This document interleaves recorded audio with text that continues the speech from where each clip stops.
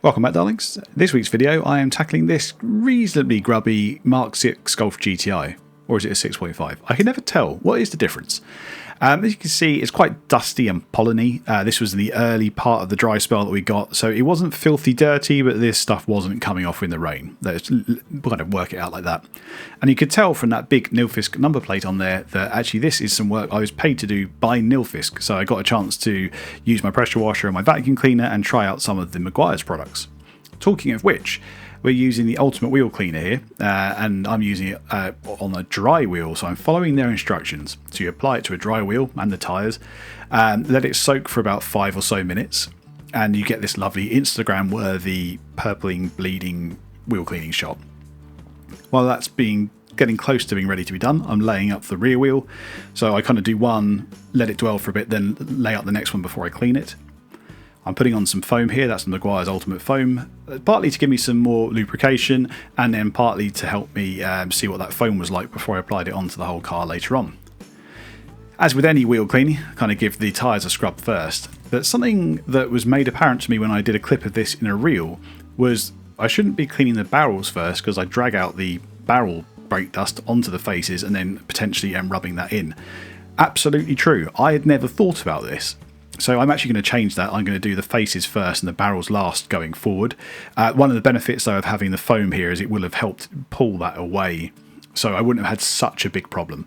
But it's a very good point, so I'm going to make sure I do that going forward. Rinsing it off there with the 20-degree nozzle and switching over to the 60-degree fan there.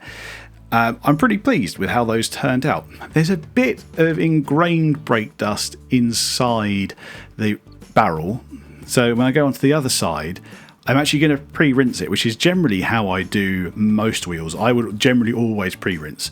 Sometimes I spray on a product, like a bit of APC or something like that, and then give them a rinse down. But this one was just a straight rinse off, and then applying the same wheel cleaner again, but this time to a pre-rinsed wheel, which is wet. So I'm going to put it on, and again, let that dwell for 5 or so minutes. And you can see the difference here between the view that I had of the other one after like the 5 minutes of dwell and this one. There's a lot less, but what is there is getting a deeper clean, if that makes sense to you, because there's not all that surfaced, easy to remove brake dust. So it's going quite purple there. That's the barrels really, rather than the faces. And I feel this way got more out of the product. So I got cleaner wheels for the amount of product that I used. And I think I used less because I wasn't so concerned about making sure every square inch of the wheel was covered, because being wet already, it will disperse it evenly around the wheel, I personally find. Now I'm using my lovely little underchassis nozzle. I really like this thing. I put it on first and shot it away from the car just to make sure it was attached correctly, and then it gets in. I think Nilfisk have got one of the best ones for this. In all honesty, it works really well. So the wheels are done and I'm moving on to the pre-wash. Now the Meguiar's Ultimate Snow Foam is nice and thick, which you're going to see later, but it doesn't have an awful lot of cleaning power because it's pH neutral. So what I'm laying on here in the pump sprayer is Built Hamber Touchless at 2% PIR. Actually, this is a really good way of using touchless. So you built on the snow foam here, and that's mixed 1 to 5 in the foam cannon there. Touchless using the pump sprayer is incredibly economical. So to mix up 3 litres, you use a tiny amount when you're doing it at 2%. So it's basically 1 to 50, the ratio, give or take. So in 3 litres, you kind of use a minimal amount, and it's very efficient. You can see I'm avoiding the maths there because I've actually forgotten how much I used in, and I can't work it out while I'm talking. But that Meguiar's Ultimate Snow Foam is impressive. It's not the best cleaner, no pH neutral foam is, but the dwell time is mega. This is like the dirt coming off with the touchless underneath.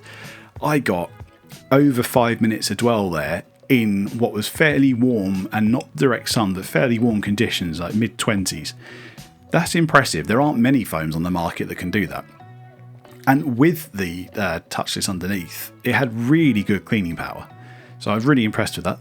And it's done a good job on the bugs that are on the front here and all that dust and pollen that was in the grille. So it did what you want the pre-wash to do, and that is remove a good chunk of the actual dirt that's on the car. There's quite a bit of stubborn bird poo on this car. They've been strafed and baked on. This shifted it easily The pressure washer really helped. I think having it on the 20-degree fan there was good. That E170 pressure washer from Nilfisk is incredibly potent, so that also helps. Between that, the touchless and the ultimate snow foam giving it a good dwell time, it worked out really well. After I finished doing the pre-rost rinse of everything else, I went round and got the under chassis nozzle, and that was with the E170 again, but it's got this extra extension hose on, so I had 17 metres of hose and been able to get around the car really easily. Now I'm foaming on the shampoo. Now, this was the watermelon shampoo. It smells incredible. I don't think I would foam it on like this. What I did, you mix it at 1 to 5 in the foam bottle, and then I poured the rest of it into the bucket. That's why the bucket's pinky purple as well. It smells incredible. It's reasonably lubricated. It definitely isn't the best shampoo that I've used, and it isn't like a cleaning shampoo in the sense that it has loads of outright cleaning power. It's pH neutral again, but it's very nice to use, and it rinses off freely. It smells fantastic. I know I said that again, but it's a really, really nice experience to use. However, I would personally probably just do it in the bucket, because you use so much product at 1 to 5. In a lance, that'd be 200 ml per wash. So yes, you get a big bottle, but you use it up very quickly.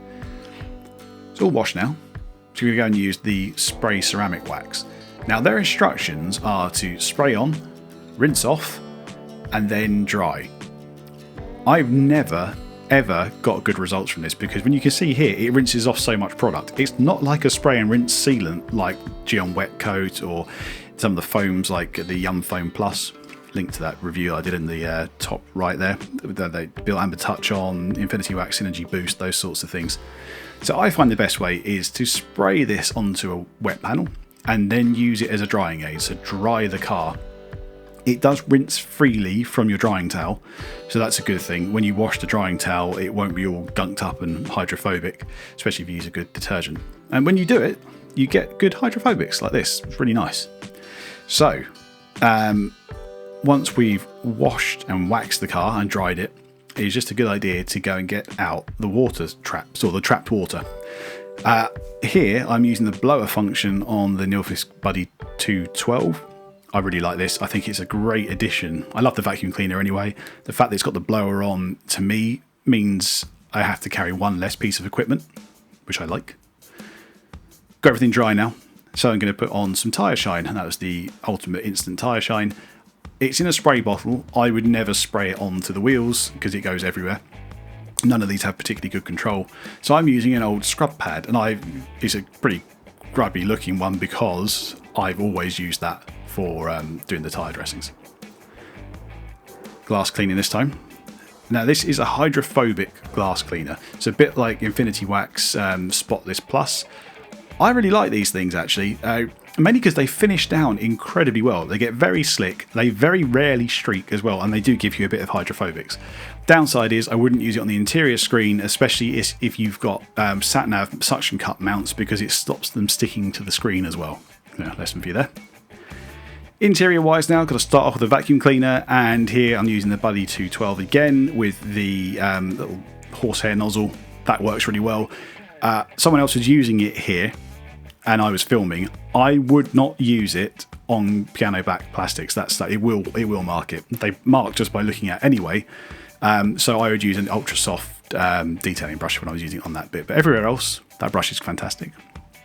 Now I'm using a bit of interior detailer. Now I love interior detailers. Really gotten into these recently in terms of finding them very useful, because it helps me clean and protect at the same time. So you're dressing and cleaning. You can see them. They're not terribly dirty, but it came off a decent amount. And you can use these, I personally would use these on all the kind of like plastic surfaces. I've used the Infinity Wax one previously, and I've used it on the leather as well, which you can do. They work fine. These are interior detailing wipes. I was really impressed with these. This wheel didn't look that bad, but I tell you what, I mean, you look at the colour of this cloth by the time I finished, it is it's pretty incredible. It did a fantastic job cleaning that up, and it's got another party trick. It's safe on touchscreens. Look at the colour of that.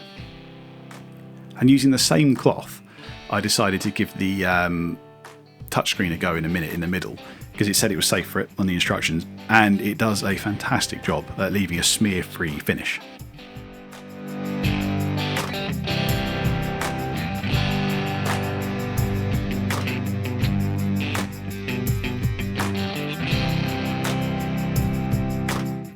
I don't think you can say fairer than that, can you, really? From a product that says it's going to do it, and it does that, it didn't mark, and bearing in mind that was a dirty wipe, as it were. Let's have a look at some after shots, because this thing did look really good when it was finished. It was glossy, it was slick, it looked like it had been done well. So you can get some really high quality results with these products, which is fantastic, isn't it? It's what you really want from stuff you can just buy in Halfords. The shampoo is probably the one product I would give a miss, but everything else, pretty good. I hope you enjoyed that one, darlings. I'll see you in the next video.